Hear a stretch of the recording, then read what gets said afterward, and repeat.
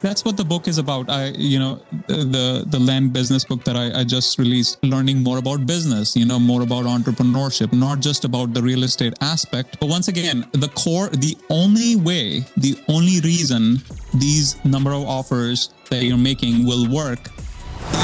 Ladies and gentlemen, welcome to the Brendan Ecker Influence. Today's guest is Abi Asija, entrepreneur, author of The Land Business, and the guy behind 700 plus land deals and a 7-figure land company. He's also the author of The Land Business. What's interesting is where he's sourcing these deals: Florida, county tax auctions, and it's built a system around speed, pricing, discipline, and repeatability. So it's not luck, it's a pipeline, and we're going to talk all about it.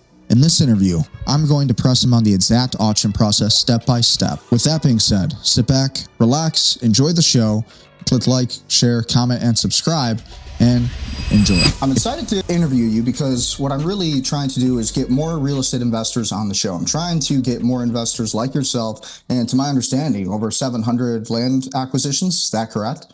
Yep, that is correct. Absolutely. So yeah, congratulations on that. And what I really wanted to ask is just give me a gestalt of really the whole backstory, who you are and where did it all begin? So I came to the US in 2007 to do my master's. And after my master's, I did 9 to 5 for 10 plus years. And at that point, I was burnt out. So I wanted to get into real estate. My wife was also sort of interested in it. So we looked at a bunch of different options: flipping houses, flipping apartment buildings, multifamily, and whatnot.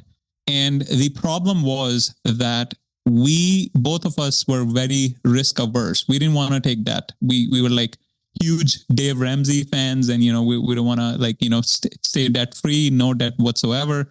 So the only option left was land, because you can buy small parcels of land or even like larger parcels of land on the western side of the US for like $5K, $6K, $7K. So that's how we got started in land. We, bought a bunch of courses. We, started buying these cheap land, and, the first few parcels we bought, we just listed it on eBay and we sold it in like a couple of months. So we proved the concept, and now we're like, okay, so we know it works, but how do we scale it so we can replace our salaries? So that's when we, started learning more about business, more about entrepreneurship, not just about the real estate aspect, but also about like, how do you run a business? How do you build a team? How do you build systems so you can scale that? So that's how we got started. We did like 100 plus deals before we were able to replace my wife's salary. Then she quit her job and she started doing this full time. And after a few years, we were able to replace my salary, and then we're completely on the business now. No 9 to 5s. Amazing. Yeah, that's what you want. Ultimately, that is the future, I believe. I believe the future, especially with everything we're seeing now with artificial intelligence taking over. And I see it with a lot of the clients I work with. I see it with a lot of the new clients that I work with. A lot of new entrepreneurs are becoming because of the current AI race, you could call it. And so real estate is becoming a big deal for people. But the issue is in America is that it's hard to acquire. And so for the first time investor, what would be your advice on, hey, this is how you get into multifamily investing and why you should get into multifamily investing? Right. So actually on the land side, it's the opposite. We have an opposite problem. It's easy to acquire, but hard to sell. So the reason it's easy to acquire is because anyone can participate in county tax auctions. It's like 3,000 plus counties. You can go to. Not all of them do tax deeds. Some of them start with tax liens, then convert to tax deeds. But there are a ton of counties, especially in Florida, where you can participate in the tax auctions and you bid on the prices. And if you're the highest bidder, you win, and then you get the deed in a few days. So acquisition is not a problem on the land side. The problem is disposition. And the reason it's a problem, it's because there are a ton of sellers. All you have to do is list it on Zillow, right? And, it's like a commodity, right? There's like a ton of parcels, say, for example, Putnam County, Florida. Like there are a ton of cheap parcels, but how do you stand out from the competition? How do you build a brand? How do you make sure people, or the person on the other side, trusts you? So it essentially is a sales and marketing business on the land side. So the way we tackle this is, we go live every day on YouTube. We have like 1,000 plus videos on YouTube. We do a lot of educational content. My wife wrote a book. I wrote a book. We do one-on-one calls with all of our potential customers. We have a huge team in the Philippines who does like the back office support. They are in constant touch with constant communication with all our prospects and potential customers. So it is essentially like a sales and marketing organization that you have to build on the land side. I think that's very true. And I say that as a real estate agent. I'm learning quickly just because I'm actually new to real estate, came out of law enforcement, and now we're kind of doing a little bit of law enforcement, a little bit of real estate. And what I've learned is that you definitely got to, it's a totally different mindset. You got to be quick, you got to be entrepreneurial, and you got to be willing to learn all those different areas. You can know everything about real estate, everything about investing, but if you don't know how to really do it at volume and doing it at scale, and all of these things that you just mentioned, I think that's very true. So when it comes to the 700 plus deals that you made, what did you learn in the first 50 deals that changed you, and how do you see those deals coming out for you today? Right. So that is a good question. So and that's what the book is about. The land business book that I just released. So when we first started, we didn't really know like what a business is. We were thinking it as like any real estate investor, just like you said, I'm just getting started. The common education and the word on the street is like, oh, you gotta do more deals, you gotta acquire them as cheaply as possible, you make money on the buy, not on the sell, right? So those are the things you hear about.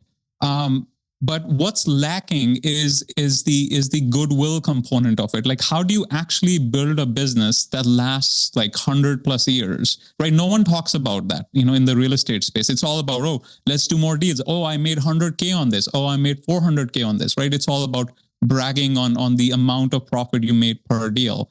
So the reason for the book, and to also answer your question, how we shifted from the first 50 deals to now how we operate now, is the core principle that we follow now is the amount of money a business makes is equal to the amount of goodwill you have in the marketplace multiplied by the number of offers you make to your customers. So let me break that down.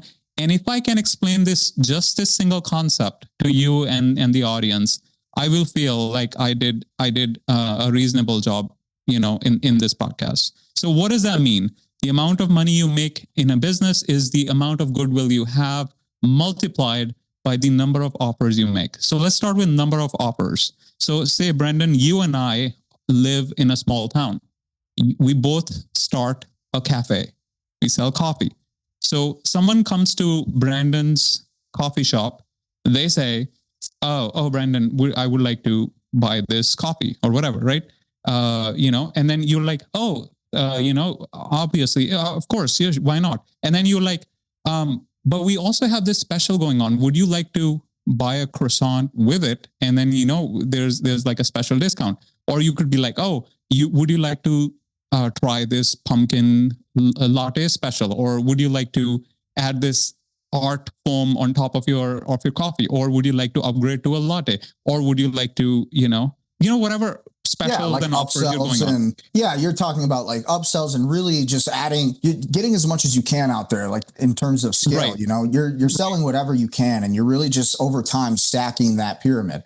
And that's kind of been my experience as well. Absolutely. Right. So that's what you're doing, right? So your customer comes in, you in addition to just them buying the coffee, you're also like upselling all these different things, right? So you do that, right? And then so with every customer, so a year goes by and they come to my cafe, and I don't do anything. Like I just say, oh, would you like to buy coffee? And they'll say, yeah, I would like to buy this, and I fulfill that order, and that's it. So I'm making one offer, and you are making 5, 7, 8, 9 offers per customers. Of course, they're not like back to back. They are like part of a conversation. You're like building a relationship, right?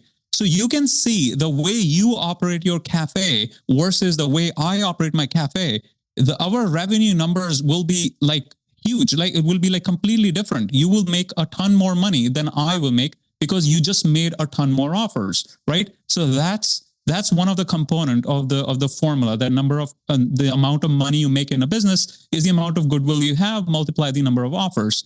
And so what is goodwill, right? So goodwill is the positive feeling the person or the customer has towards your business, right? So if you're part of this community, right, and then you donate to charity, you help out people, you do all these positive things, you have good PR, and that allows you, when you do make those additional offers, people take them because you have massive goodwill. On the other hand, if I don't have any goodwill, right, I'm not participating in the community, people don't know me, there's no like branding around it, then my number of offers, people will take less of them as compared to yours. So that's the basic principle that we, I talk about in the book, and that I truly believe is determines how successful you are in the business. So how does it relate to land? So when we first started, in first 50 deals, we were just making one offer per customer. People will come in, I want to buy this land, we'll sell them the land, done deal. We're like end of relationship. But now when we are on our 700 plus deals, now that when customer comes in, they're interested in land, we'll sell them, but then we'll make more offers. So we're like, so you bought this land. We also have another one right next to it, which is a little bit bigger.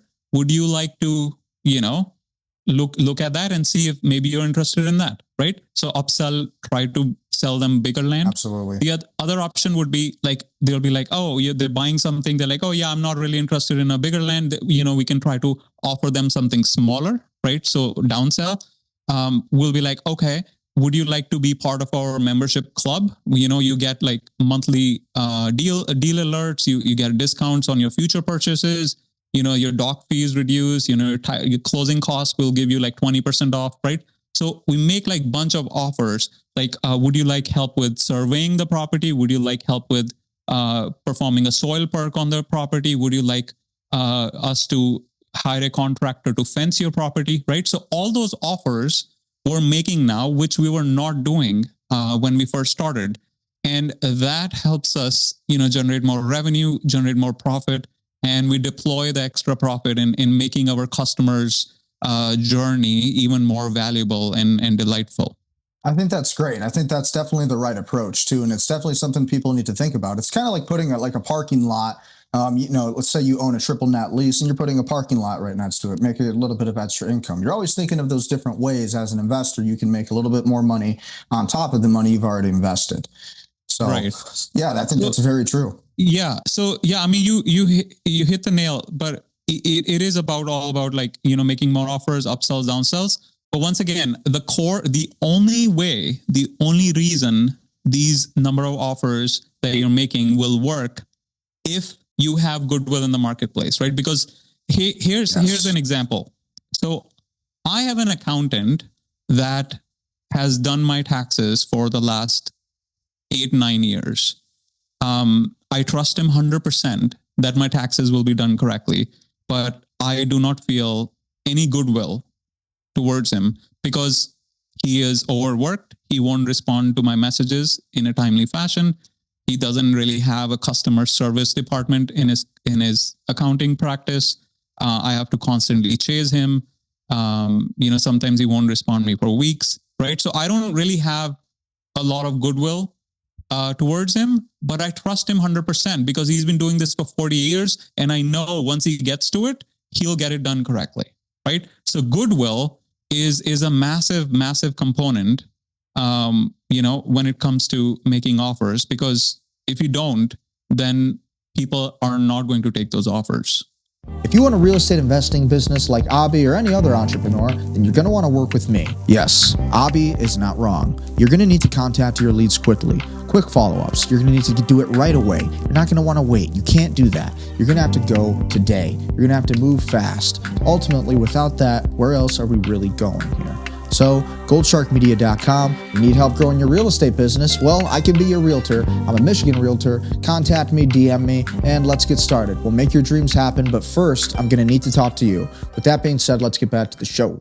It's absolutely true. You got to have goodwill behind it. And if you don't, it's, you become basically like the rest. You kind of flood out with the 90% because they're just trying to make that easy money, So Right. I definitely 100% agree with that. Where are you guys doing most of your investments today? And where are you guys succeeding the most? And what are your guys' bottlenecks more so?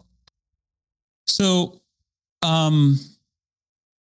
most of the deals right now, so we're all over the US. So we're not like, we don't have any special affinity to any states. We tend to avoid the colder states because, during winter, the business slows down there.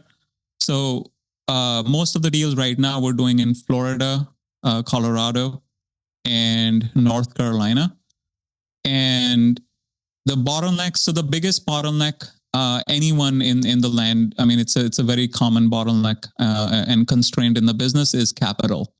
So, and the reason for that is because most of the sales in land, especially if you're dealing with sub $30,000 worth of land market price, most of those land sell on owner financing. So people will be like, oh, well, I really like this land. It's listed at 20K. I can give you 10% down and then pay you the rest of the amount in 3 years in equal monthly installments. So 80% of our properties we sell on owner financing.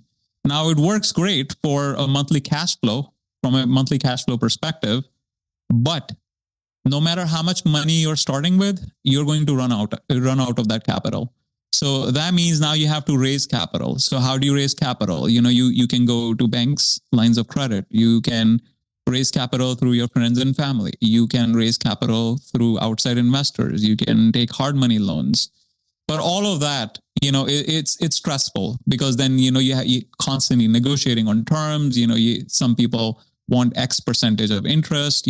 Others are like, they want to put liens on your business. So there's a lot of headache. As anyone who has raised capital knows, it's a painful process. So that's our biggest constraint. And the way we're trying to fix it is by using our customers to fund our acquisitions. So what does that mean? So instead of going to outside banks and outside investors, when we sell our property on owner financing, every month we will call our customers and we'll ask them, would you like to pay off that loan quicker? Can you pay that loan off? I know you have a 3-year loan term. If you pay that loan off in the next 3 months, I can give you a 10% discount. So that we make offers. Once again, everything comes back to goodwill and offers. So we use our goodwill. We make them offers like this to pull cash forward, and some people take it, especially during the tax refund season. A lot of people are taking those offers. So that's how we're trying to solve it. I mean, we're still, it's an ongoing active project that we're constantly thinking of creative ways to move the cash forward. And that's one of the ways we came up with. And what are your guys' goals for the future on bigger investments going forward? So as of now, the goal of the business is to do more volume without breaking something existing in the business. So right now we're doing like maybe 120 deals per year. Can we bump that up to 200 deals without hiring a ton of additional staff? So right now we have 16 people, like 16-person team. So it's me and my wife in the US, and the rest of the team is in the Philippines. So the goal is, can we get to 200 deals without hiring a ton of new people? And can our existing systems, can our existing CRM, our existing database, our existing cloud software, can it handle the additional stress that will be put on it, because of the higher volume? Yes. Yes, I had just watched the Davos 2026 summit, and I had seen some of the statements that Larry Fink was making, and even where Elon Musk had called himself an alien. I don't know if did you see that clip? He did. Yes, yeah. Elon Musk, he called himself an alien. He said, "If everybody would like to know if there's aliens, and I am one," and he even like called himself an alien. So Was who he knows? joking or was he serious? I mean, obviously, I think he was joking, but I don't know. Who knows? I could believe it though. I mean, I think deep down, at a deep level, I feel like a lot of people can really see that being a reality. Like I could see Elon Musk be an actual alien. I mean, I could. He acts like it. Like even the way like he talks sometimes. So Yeah, like like a nerd. Yeah. it's like Chat GPT's just running through his eyeballs and he's just like analyzing what to say. So who knows? But I thought that was interesting. And with that being said, and with real estate, how do you think real estate's going to respond? Like with real estate investing and things like that, or construction, development on land with data centers. How do you think all of this is going to kind of shift and adapt with artificial intelligence, VR, and again, more data centers coming up? What are your guys' kind of stances on that? So we kind of like operate under the radar from like bigger companies. And that's one of the reasons why we stay sub 30,000. It is an excellent question. But the short answer is I don't think it applies to us because, because all our properties are sub 30K and, the bigger banks, hedge funds and bigger companies, they don't really want to deal with it because there is not enough profit for them to, deploy resources. As I said, most of the sales also happen with on owner financing. So you are getting like monthly checks of like $500, $600 per property, which is just not big enough. In terms of AI, we do use, obviously we use like ChatGPT and all those tools to help us with descriptions, help us with, making sure the quality assurance of all the listings that go out to the marketplace. Help us with like scripts and YouTube videos and whatnot. But I also think that nowadays, you probably already know this, but like the AI sales calls, like salespeople, like you call in and then the AI voice responds, pretending like sometimes it's like it's very common. We see it today. Yeah, we see it today, pretending to be a human. But I have actively. So we have like right now there's a person who takes like a human person who takes incoming phone calls. So I'm actively resisting that change because I am worried the hit we will take on the goodwill side.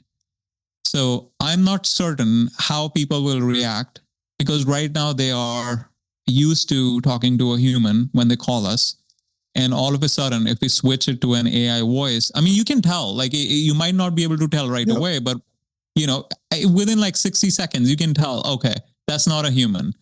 So that's my only concern. I also don't see it as a big expense right now that, we will see some savings by switching to an AI salesperson on the front end.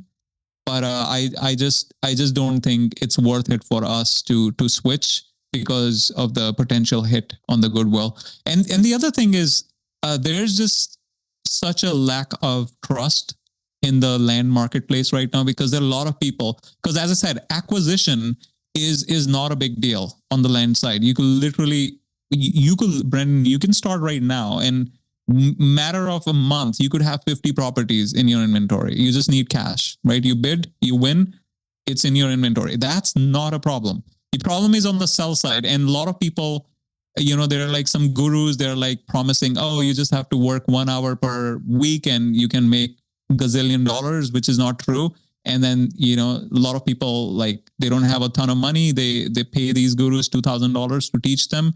And they're like, oh yeah, I'm just gonna list it, and someone's gonna buy it. But that's not how it works. And then they try to like pressure people into buying because they're desperate, and then they don't want to work with the customers. They don't want to put in goodwill because they don't have a website. Everything is like on external listings. So there's a lot of like there's a lot of lack of trust in the land marketplace, and I I'm like trying my best to make sure we can generate as much goodwill as possible, so that we can distinguish ourselves from the other newbie sellers.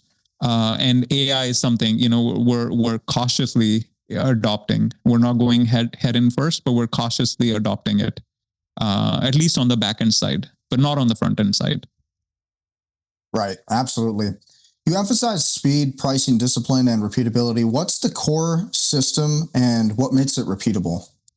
That is a good question. So speed. So one of the principles, so in my book, I have like 30 something principles that I talk about. And one principle is speed beats persuasion. So what does that mean? So if you ever take any sales training, the core things you will learn is like, how do you do objection handling? How do you, if someone says, I don't have the money, how do you handle that? Or I don't have the time to buy right now. How do you handle that? I want to check with my wife. Like, how do you handle that objection? So most of the sales training, it is designed around like, how do you handle objection? How do you persuade the person who is a maybe or a no and try to convert them into a yes? So that's like, when I was learning sales, that's what I encountered.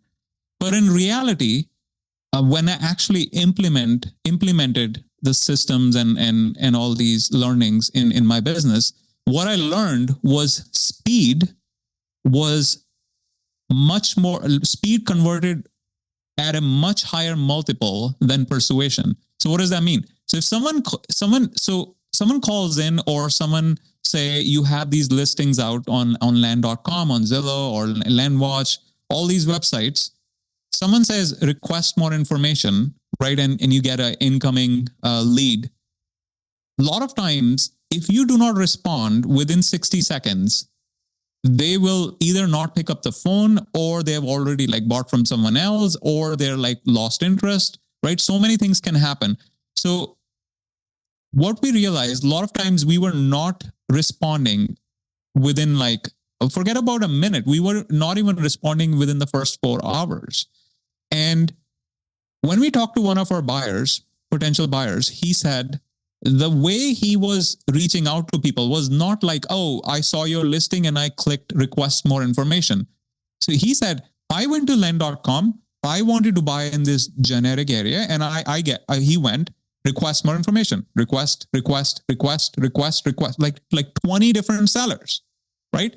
And out of those 20 sellers, whoever responded to him first, he was like, and he got into like a relationship. Now you have like communication back and forth, right? And then you have 19 other responses that come over the next week, right? So you don't even bother with those 19 responses. The first person who responded is the one you already actively communicating with, and then you have, some sort of relationship, and then now you go visit their property, so that start of relationship, the faster you start, the more your chances of converting the person, right? Because if you're just thinking in terms of persuasion, how can I do objection handling and convince them and persuade them into buying, you won't even reach that stage unless you are like the first person to communicate with them, right? Because people get overwhelmed. Like if you are requesting quotes for your house, right, to fix the HVAC system, right? You go to Yelp and you just say request, right? The first person who responds is like, so this is my problem. This is how you need to solve it. Say like, I can come in 2 hours, right? He's not gonna you're not gonna like wait for the next person to respond like 4 hours later or 5 hours later or next day. You're already you're like, I just want to get this taken care of right away, right? So that's what I meant by speed beating persuasion, and that was like the biggest thing that moved the needle in sales for us. Yes. And now we have like repeatability. So now we put in a process. So our SLA or service level agreement internally in our team is every lead that comes in, we need to respond within 60 seconds. I think that's absolutely right too. From my experience, entrepreneurs who will be watching the show, if you're watching right now, I can tell you it's very true. You need to follow up all the time, be very quick. Everything needs to be fast. Yeah. One of the things that really changed my luck in business was I was younger when I really started, but I was watching Andrew Tate's Hustler University. And Andrew Tate, one of the things that he had said was, you need to move with momentum, with speed, like a rocket ship going to outer space. If you're in movement, if you're in motion, it's going to be hard to be stopped, right? And so in a business, you kind of got to be the same way, whether it's real estate, whether it's AI. When it comes to client acquisition and retention, it really is all about building those relationships. And then, of course, following up quickly, right? That's one of the things we do at Gold Shark Media. We build AI follow-up systems through CRMs and whatnot, things like that. But essentially, I couldn't agree with you more. When it comes to the newer investors out there who are trying to do what you're doing, and they say, look, I don't know how to get started. What is the first thing that you, like, knowing everything you know now, what's the first thing you would tell them? Like, hey, make sure you do this one thing. I would say the first thing would be to get educated on the due diligence aspect of land, because unlike buying a house, buying land has a lot of hidden things that you don't think about. So for example, I'll give you like a few examples.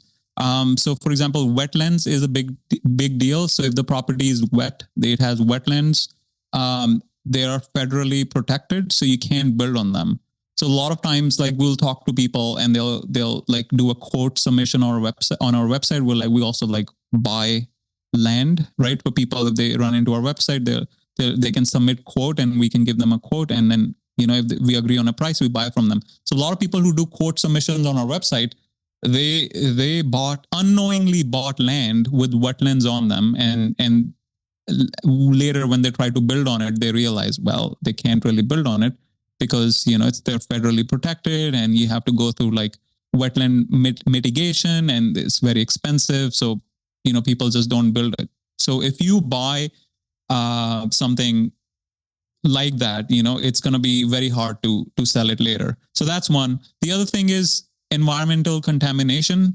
So if there was like if say you're buying a commercial property and there was like a gas station or like a dry cleaning business or some sort of like pesticide use was done on the property, it contaminates soil and then you cannot put a septic system. You cannot or like the well, the water, won't be drinkable. So all sorts of problems you have to deal with.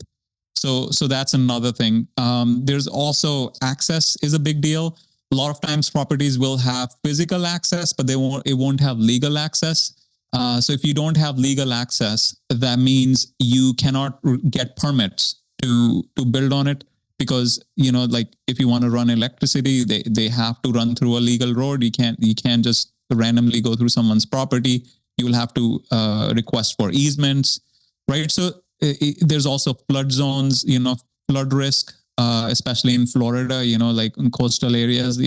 That's a big deal because if it's like in a special hazard flood zone, you can only build on stilts. So it's BFE, base flood elevation. You have to meet certain height, and that makes it very expensive. On top of that, you'll have to pay a ton of money in home insurance and property insurance because the risk is so high. So a lot of these factors, if you are brand new, you don't think about it, and you will buy land and hoping that you got a good deal, but there was something wrong with it and you just didn't know. So if you're just starting out, I would heavily encourage you to do your research, learn about proper due diligence. It's not like buying a house. You cannot hire a property inspector to go and list out all the things for you. And especially, you're a realtor, like a lot of the realtor training is geared towards houses as well, not towards land. So you got to be careful. Absolutely. Yes. I've noticed it time and time again. And that's why I asked that question, because everybody, again, I think a lot more people are going to be investing in real estate too, especially with crypto. I think crypto is going to be going up soon and those things. I think that's going to make a lot of people wealthy. I know it's down now, but I'm saying, I think it's inevitable, right? The future we're going into, I think there will be some kind of transfer of wealth. There seems to be some kind of black swan event cooking up. I kind of say that when I look at all the different events that are happening and, the Epstein files and all these things being released. Got a lot of big stories that are really shifting the tides of the future. But with that being said, and all those things being released, that's kind of how I think there will be some kind of transformation of wealth globally. And I see it with a lot of these digital assets and how they're tokenizing with real estate and all of these things.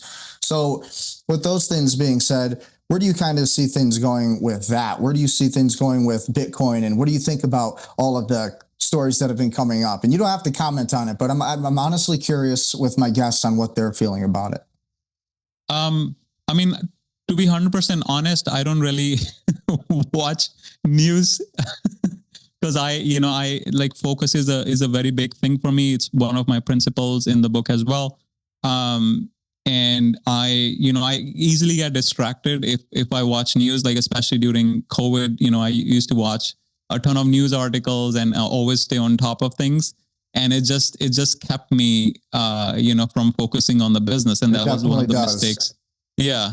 That was one of the mistakes I have made. So I have everything is turned off, no social media, no news. I'm 100% focused on the business and to scale it. And, and that's how I was able to write my book as well. Because even writing a book is such a big endeavor, right? If you're constantly getting pulled into all these news and the media, and especially that's the job of the media, right? To draw attention. So they're really good at it. Right. Even if you go on YouTube, I saw your thumbnail, they were pretty good. You're oh, I want to see what Brendan is saying here. Right. So it's very easy to get pulled. So it requires a lot of discipline. So yeah, to honestly answer your question, I have no idea what's going on in the world. It's so great that you said that. I love that you said that, because that reminds me, and it should remind everybody, I am a media hound myself, but with that being said, it couldn't be more true that you need to really narrow down, focus, lock up, and really just trying to get tunnel vision on your goals. I think this is the year for that. With especially the more times get weird and crazy, I absolutely agree that you need to really get focused on the goals and, try to not get wrapped up in all the other simulations. A lot of news stories that are always coming out like that. But I think that's great what you said, staying focused during the insane times, or so to speak, what people perceive to be insane times. Right. Yeah. So I would say that it's, the times right now in 2026, it's never been easier to be successful in business, because the amount of data and knowledge you can get from all these AI tools, you mentioned it makes it so easy. You have cloud, just think about hosting, the CRM that we use, right? It's all hosted on cloud, and it has tons and tons, 700 plus deals, but we rejected 10,000 plus deals to make those 700 deals. The amount of images and data that thing hosts, right? And we're paying $100 per month. If you were to build that say 2005, that setup will cost you at least $20,000 per month, right? So that thing, $20K, when we're not just paying $100 per month, that is ridiculous. I think that's so true. Yeah. There's just so many ways there's so many ways you can capitalize with the market today. And so again, we're out of time. I wish we had a little bit more time. I just want to thank you for coming on the show and giving your insights, your expertise, and we'll definitely have you on again. I'll be sure to give you a file of this interview, and I think this will be really good for the audience and for especially real estate investors alike. So where can people find your book, your product, and anything else that you're selling? Just the book. So the land business. So you can find it on Amazon or Goodreads, and just released it. I'm very excited about the feedback that I get from it. It covers 30 plus principles, the core principles that we used to scale from zero, bootstrap from 0 to 700 plus deals. And and also, I wanted to thank you for bringing me on. I really appreciate it. I know you've been doing YouTube for a long time now, tons and tons of videos, and I wish you continued success. Absolutely. Yeah. Thank you for coming on the show, and I will talk to you soon. We'll get in contact about logistics of the video and distribution and things like that. All right. All right. Thank you so much. Appreciate it. All righty. Thank you very much. Hey guys, thanks for watching this episode. Be sure to like, share, comment, and subscribe. And thank you for watching. I'll see you next time, and see you later.